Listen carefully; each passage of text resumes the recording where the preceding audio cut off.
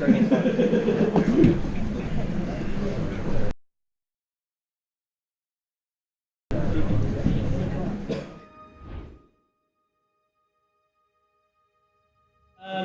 we'll continue with the theme, but I want to just recap.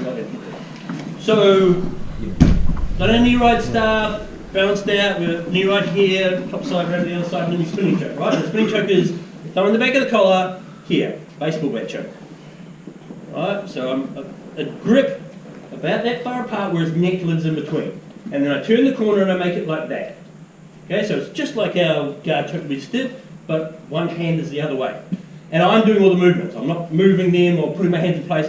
Left thumb in the back of the collar, right hand zips in, and then I turn. No, Alex.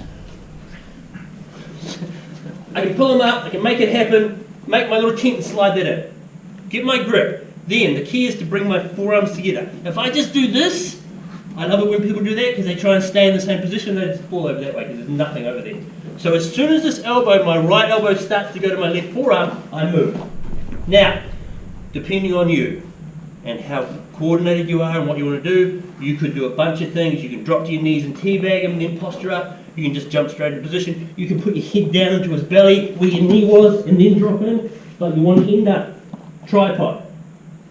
Head down on the side you'd come from so he can't undo it because that's how we get out of it. And then you lift him up to get the choke. So we close that, and then to make the choke happen, it's not that, it's my elbows coming outside my body. So that's why I lift him up. Okay? Grab your partner. Once I'm going to lie down like this, then they know what's going on. Do it off for a set spin. So here's what I mean by the knee thing. So his knee ride, his left thumb's in the back of the collar, he's got this one here, and he zips those two together. So his first move is that. I get this, and I get that. And I undo it. Right? So that's why I don't want you going here and then making that exaggeration. Because what that does is that collapses your base. You go from here where you're stable, you collapse the base, so you're already going to do a forward roll for them without even trying. Okay, so instead of doing that, I go round the corner. So they're coming together still, but I'm using that as my movement. Okay, switch places. Right, we'll just quickly go to the fence and then we'll get on to what we want to do. So his defense is, if I can't bring those two things together to get the choke, then the choke doesn't exist, right? So I've got this, I zip this in, he puts his hand behind his head. That means when I turn this corner, I can't get my elbows together. So it's not going to happen. So I have to deal with that two ways. Number one is left hand under, clear that arm. Clear it.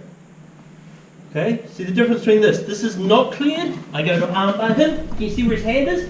He pushes my leg away, there's no arm bar. Here, clear, then I'm good to go.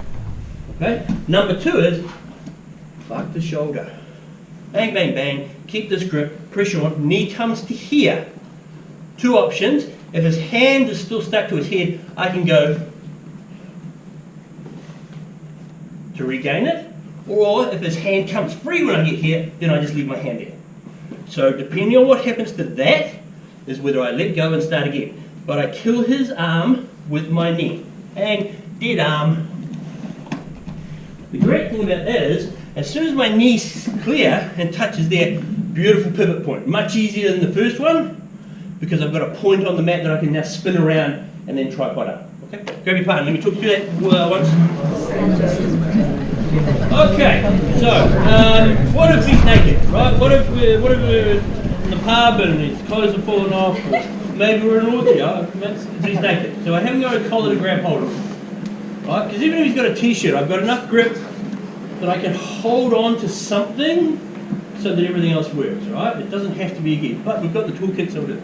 So this one's palm up, this one's palm down, and I do this little monkey grip thing. So undo it, it looks like that. Do it up, it looks kind of awkward like this. So this one's here, and that one zips in. And then it's exactly the same. I close that space, I come around to here, and I grip. Oh, fuck, you want to see it now. So instead of the collar, I've got his head. This one slides in and grips. So instead of this, I've got that. Then I close that space, and I lock down, and I drive in for my choke. Not hugely effective here, but I'll give you the next one later on. So grab your partner. Left thumb, back of the collar, no threat at all, right? None whatsoever. Right hand slides up, things getting treatment. I turn here, so I cross, right? So I've gone from open to close. But then I need to get pressure on, so I pull my elbows down. Now, he doesn't defend this, he just kind of leans in, my elbows come down my body, and I get my choke. The second one is he defends. How does he defend? With his arms. So we go here, he defends, so his arms are blocking my arms, right? So I pick a side, and I roll him. He can't block and defend at the same time, right? So he's either stopping me, in which case I pull myself up and my elbows go outside my body, or he's pushing my arms in, which means he's vulnerable to roll off on a 45. Left thumb, right hand, pivot, he decides he's going to do that. I drop, stack, and lift for the choke. Grab your partner, you come through that a couple of times. Okay, when your knees face your partner, same side, left hand cups the back of your neck. Just the back of the neck, just nuzzle there. Right hand, now you're going to turn your right thumb downwards, slide your fingers in and do this grip. So listen carefully, left hand's got their neck.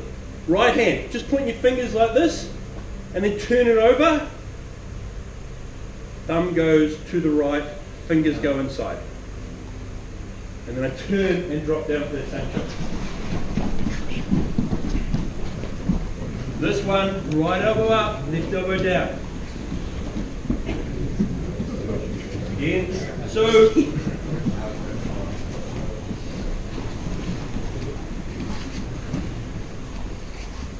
that can start here if we have to.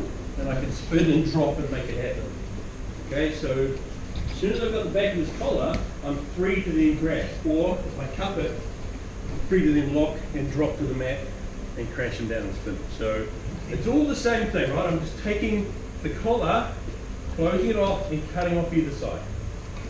It just depends on which position I start in.